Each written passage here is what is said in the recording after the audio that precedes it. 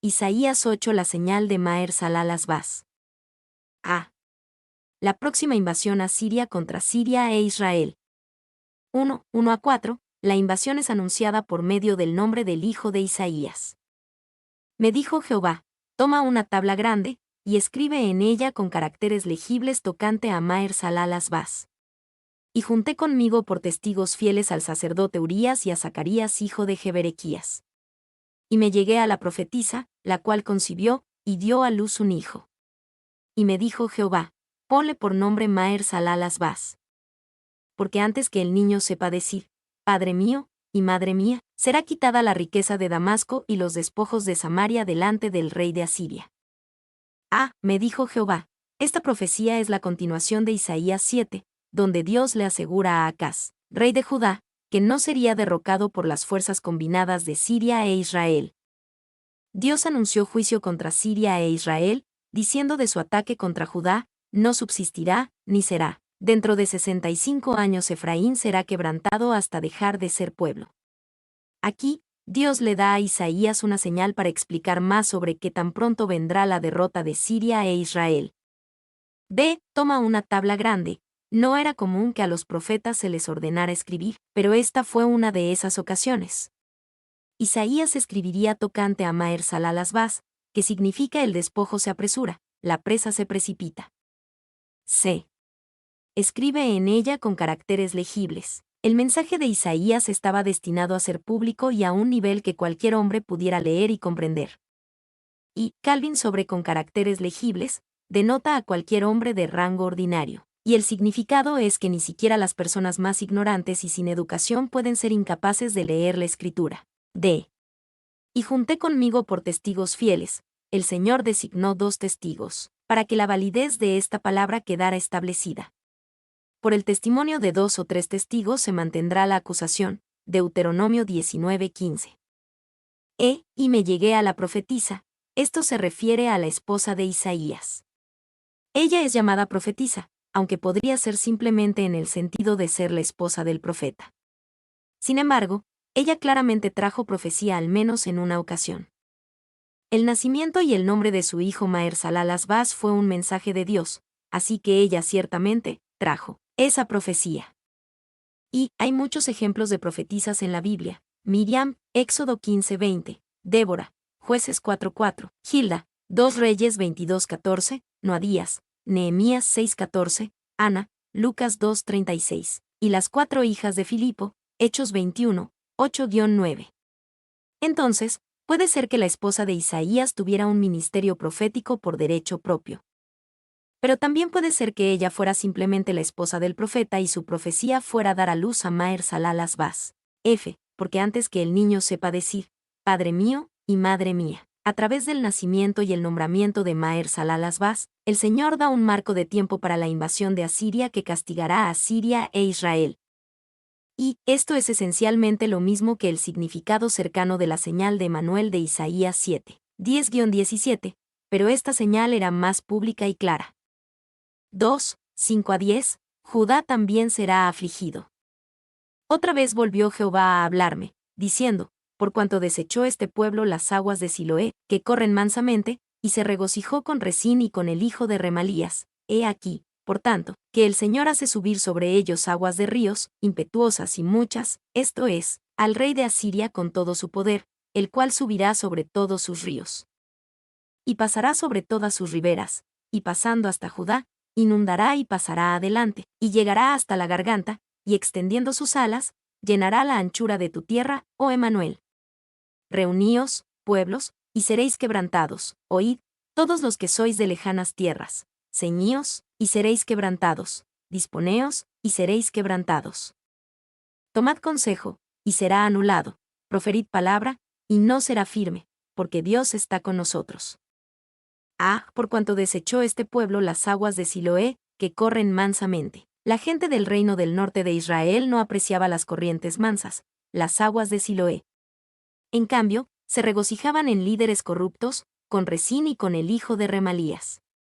Por lo tanto, Dios les dará un tipo diferente de río, aguas de ríos, impetuosas y muchas. Y el pequeño arroyo de Siloé brotaba del monte Sión en el lado suroeste de Jerusalén. Fluía tan suavemente como el aceite sin ningún murmullo. La existencia y la continuación de Jerusalén dependían de él. Bultem. 2. La capital del imperio asirio era Nínive y la ciudad de Nínive se fundó sobre un gran río, el Tigris. El imperio asirio también se centraba al otro lado de otro poderoso río, el Éufrates. Toda la tierra de Israel simplemente no tenía un río como el Éufrates o el Tigris.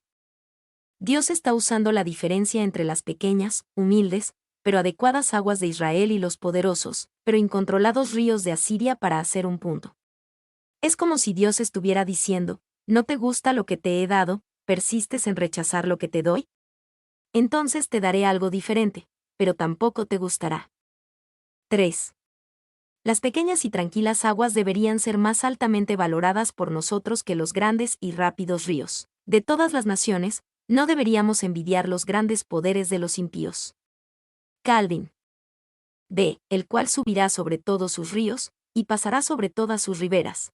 Como un gran río en una inundación, el ejército asirio no se quedará confinado a sus orillas. En cambio, fluirán sobre su ataque contra Israel y Siria, e inundarán a Judá con violencia y destrucción, y pasando hasta Judá. C. Y llegará hasta la garganta, Asiria conquistaría por completo la nación del norte de Israel. Las 10 tribus del norte dejarían de ser una nación después de que los asirios las conquistaran. Pero los asirios no conquistarán al reino del sur de Judá. Ellos los inundarán, llenará la anchura de tu tierra, y les llegará hasta la garganta, pero no por encima de sus cabezas. Judá sobreviviría a la invasión asiria, pero sufriría mucha destrucción por parte de los asirios. Y, ciertamente, 2 de Reyes 18:13 describe la extensión de la invasión asiria sobre Judá. A los 14 años del rey Ezequías, subió Sennacherib rey de Asiria contra todas las ciudades fortificadas de Judá, y las tomó. Sin embargo, Ezequías pudo mantener al rey de Asiria alejado de Jerusalén, y apenas pudo sobrevivir, comprando su favor con las riquezas del templo, incluso quitando el oro de las puertas del templo para apaciguar al rey pagano. 2. La historia sagrada nos asegura que estas cosas se cumplieron, pues los asirios, a quienes los judíos llamaron por ayuda, los destruyeron. Este fue el justo castigo de su desconfianza. Y vemos en él un ejemplo sorprendente de la malvada codicia de los hombres, que no pueden estar satisfechos con la promesa y la ayuda de Dios. Calvin. D. Tu tierra, oh Emanuel, esto se refiere a la profecía de Emanuel de Isaías 7:14. La tierra que invadirán los asirios no pertenece realmente a Judá ni al rey Acaz. Pertenece al Señor Dios, al Mesías venidero, a Emanuel. Disponeos, y seréis quebrantados. Proferid palabra, y no será firme, porque Dios está con nosotros. Las víctimas de esta invasión a Siria, Israel y Judá, podrían prepararse para la invasión todo lo que quisieran. Disponeos. Pero toda su preparación no los protegería, y seréis quebrantados. Podrían tomar consejo, y será anulado. Todos sus planes, palabras e ideas no será firme, porque Dios está con nosotros. Se iba a hacer la voluntad de Dios, a pesar de todos los planes y preparativos que Siria, Israel y Judá pudieran hacer en su contra. ¿Y quiénes son el nosotros de Dios está con nosotros? En cierto sentido, el nosotros es el ejército asirio porque fueron los instrumentos del juicio de Dios contra Siria, Israel y Judá. Nada podía detener al ejército asirio, porque incluso si no lo sabían, o incluso si sus propios corazones estaban equivocados en el asunto, Dios los estaba usando. Pero el nosotros también es el profeta mismo. Como mensajero de Dios, su palabra se cumpliría sin importar lo que las 3 naciones hicieran para prepararse contra ella. 2. Dios está con nosotros también alude a la profecía de Emanuel, porque Emanuel significa Dios con nosotros. D. ¿Cómo se puede preparar Judá para esta invasión? 1:11-15. Prepárense temiendo a Dios, no a Asiria. Porque Jehová me dijo de esta manera con mano fuerte, y me enseñó que no caminase por el camino de este pueblo, diciendo, no llaméis conspiración a todas las cosas que este pueblo llama conspiración, ni temáis lo que ellos temen, ni tengáis miedo. A Jehová de los ejércitos, a él santificad, sea él vuestro temor, y él sea vuestro miedo. Entonces él será por santuario, pero a las 2 casas de Israel, por piedra para tropezar, y por tropezadero para caer, y por lazo y por red al morador de Jerusalén. Y muchos tropezarán entre ellos, y caerán, y serán quebrantados, y se enredarán y serán apresados. No llaméis conspiración, ni tengáis miedo. Isaías, y todo el pueblo de Judá, eran tentados a ceder al miedo y al pánico, pues sabían el lugar peligroso en el que se encontraban. En el momento de esta profecía, los ejércitos combinados de Israel y Siria habían destruido gran parte de Judá. Sus ejércitos rodeaban Jerusalén o estaban en camino. Planeaban deponer al rey Acaz de Judá y poner a su propio hombre en el trono. Isaías 7:6. Ahora, la profecía de Isaías declaraba que los ejércitos de Siria e Israel no tendrían éxito en conquistar a Judá, pero que los asirios, en quienes confiaban para ayudarlos, los atacarían y les harían mucho daño. En medio de todo esto, sería fácil dejar que su corazón o su mente se asentaran en conspiraciones y amenazas. Pero Dios les dice que no lo hagan. Ve a Jehová de los ejércitos, a él santificad, sea el vuestro temor. En lugar de temer a conspiraciones y amenazas, teme a Dios. No te veas a merced de ejércitos enemigos, estás en las manos de Dios. Preocúpate por tu posición con el Señor en lugar de por tus enemigos. C. Entonces Él será por santuario, el Señor será nuestro lugar sagrado y nuestro lugar de protección. Él nos mantendrá a salvo de nuestros enemigos. D. Por piedra para tropezar, y por tropezadero para caer, para los que confían en Él, el Señor será por santuario. Pero para los que no lo hacen, Él será una piedra para tropezar, y por tropezadero para caer. En lugar de encontrar protección en el Señor, ellos se tropezarán en Él y caerán a destrucción. Ciertamente, muchos tropezarán entre ellos, y caerán, y serán quebrantados. Y nos encanta cantar la canción, ¿qué amigo tenemos en Jesús? Y cada línea de la canción es verdadera. Pero los que rechazan al Señor podrían cantar, ¿qué enemigo tengo en Dios? En lugar de ser por santuario, Él les será por lazo y por red. En lugar de ser protegidos, ellos caerán y serán quebrantados. Con razón el Salmo 2:12 dice, honrad al Hijo, para que no se enoje, y perezcáis en el camino, pues se inflama de pronto su ira. Bienaventurados todos los que en Él confían. 2. Sabemos que Jesús es piedra para tropezar, y por tropezadero para caer, 1 Pedro 2, 6-8. Esta es una declaración contundente de la deidad de Jesús, porque claramente en Isaías 8, 13-14, Jehová de los ejércitos es la piedra, y claramente en 1 Pedro 2, 6-8, Jesucristo es la piedra. 3. Esta misma idea está detrás de la declaración de Simeón cuando sostuvo al niño Jesús, como se registra en Lucas 2:34. He aquí, este está puesto para caída y para levantamiento de muchos en Israel, y para señal que será contradicha. 2, 16-18, prepárense esperando en el Señor. Ata el testimonio, sella la ley entre mis discípulos. Esperaré, pues, a Jehová, el cual escondió su rostro de la casa de Jacob, y en él confiaré. He aquí, yo y los hijos que me dio Jehová somos por señales y presagios en Israel, de parte de Jehová de los ejércitos, que mora en el monte de Sión. Esperaré pues a Jehová. Esperar en el Señor no es una inactividad pasiva. Significa esperar en Jehová como lo haría un camarero en una mesa. Significa estar totalmente atento al Señor, enfocado en cada uno de sus movimientos y responder a cada uno de sus deseos. A veces significa inactividad, pero incluso eso es una inactividad activa, donde nos paramos frente al Señor, totalmente enfocados en Él, esperando lo que Él quiere a continuación. Y, en el tiempo en el que Isaías habló, los líderes y el pueblo de Judá estaban esperando a los ejércitos de Israel y Siria, porque estaban bajo ataque. Al enterarse del peligro de los asirios, se sentirían tentados a concentrarse en ellos. Pero su enfoque estaba en estos ejércitos, no en el Señor. Isaías dice, peleen contra Siria e Israel poniendo su enfoque en el Señor. Prepárense para el próximo ataque de Asiria esperando en el Señor en lugar de en sus enemigos. B. Ata el testimonio. Sella la ley entre mis discípulos. Esperar en el Señor está conectado con su palabra. Podemos esperar en el Señor esperando en su palabra. C. He aquí, yo y los hijos que me dio Jehová somos por señales y presagios en Israel, Isaías había sido llamado a profetizar y usa a sus hijos en sus mensajes proféticos. Isaías 7:3, 8:3.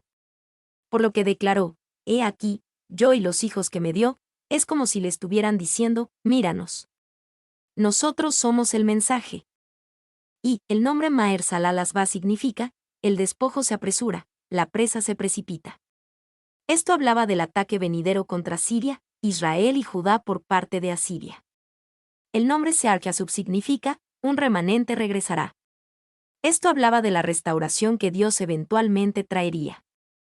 El nombre Isaías significa: la salvación es de Jehová. Esto hablaba de la actitud y la esperanza que Judá necesitaba tener. 2. Nosotros también somos los hijos de Dios y somos su mensaje. Hebreos 2, 11-13 cita este pasaje para comunicar esta verdad, porque el que santifica y los que son santificados, de uno son todos, por lo cual no se avergüenza de llamarlos hermanos, diciendo: He aquí, yo y los hijos que Dios me dio. Así como los hijos de Isaías fueron testigos vivientes de la verdad de la palabra de Dios, nosotros también lo somos como hijos de Dios. 3, 19-22, prepárense buscando su luz y palabra, no las tinieblas del oculto. Y si os dijeren, preguntad a los encantadores y a los adivinos, que susurran hablando, responded: ¿no consultará el pueblo a su Dios?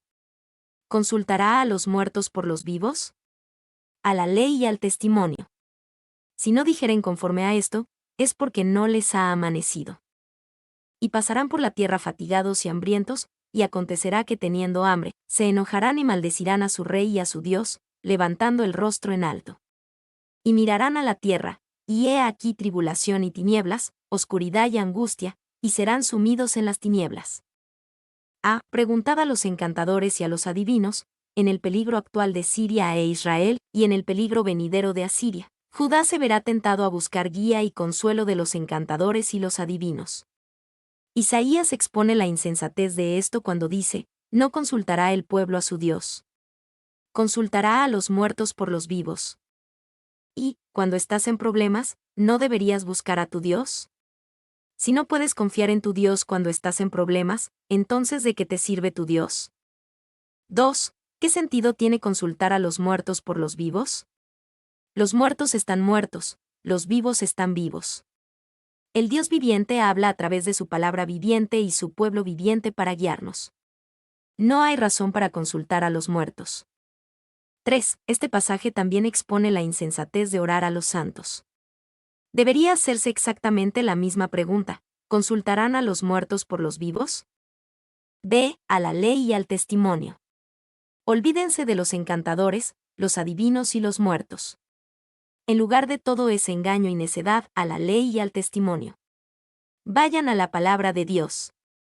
Y, la ley y el testimonio, cada una se refiere a la palabra de Dios. Podríamos decir que ley se refiere a los mandamientos santos de Dios, y testimonio se refiere a sus tratos con su pueblo, según se registra en su palabra. Pero eso podría ser rebanarlo demasiado delgado, porque a menudo se repiten términos similares para la palabra de Dios, no por la distinción, sino por el énfasis. 2. ¿Cómo debe ser proclamado a nuestros predicadores hoy, a la ley y al testimonio? Basta del uso excesivo de anécdotas y chistes. Basta del énfasis en el entretenimiento y las historias cursis. Basta de satisfacer a los que tienen comezón en los oídos. Basta de los pasatiempos principales y las manías. A la ley y al testimonio. 3. Recordemos, como ministros del Evangelio, lo que dijo bellamente M. Chaney: depende de ella, dijo él, es la palabra de Dios, no el comentario del hombre sobre la palabra de Dios, lo que salva almas, y he señalado que si alguna vez tenemos una conversión en cualquier momento, en 99 casos de 100. La conversión se puede rastrear más bien en el texto, o en alguna escritura citada en el sermón, que en cualquier dicho trivial u original del predicador. Es la palabra de Dios la que rompe los grilletes y libera al prisionero, es la palabra de Dios la que salva almas instrumentalmente, y por lo tanto, llevemos todo a la piedra angular. Spurgeon. C. Si no dijeren conforme a esto, es porque no les ha amanecido. Si hay un desacuerdo entre la palabra de Dios y la palabra del mensajero, no es difícil averiguar quién está equivocado. El mensajero se equivoca. La palabra juzga al mensajero, el mensajero no juzga la palabra. D. Y serán sumidos en las tinieblas. Cuando se olvidan de la palabra de Dios y confían en encantadores y adivinos y en los muertos, están cortejando a las tinieblas, no a la luz. Mi nombre es Demim. Soy tu asistente personal. Mi sitio en internet es demim.es.tl.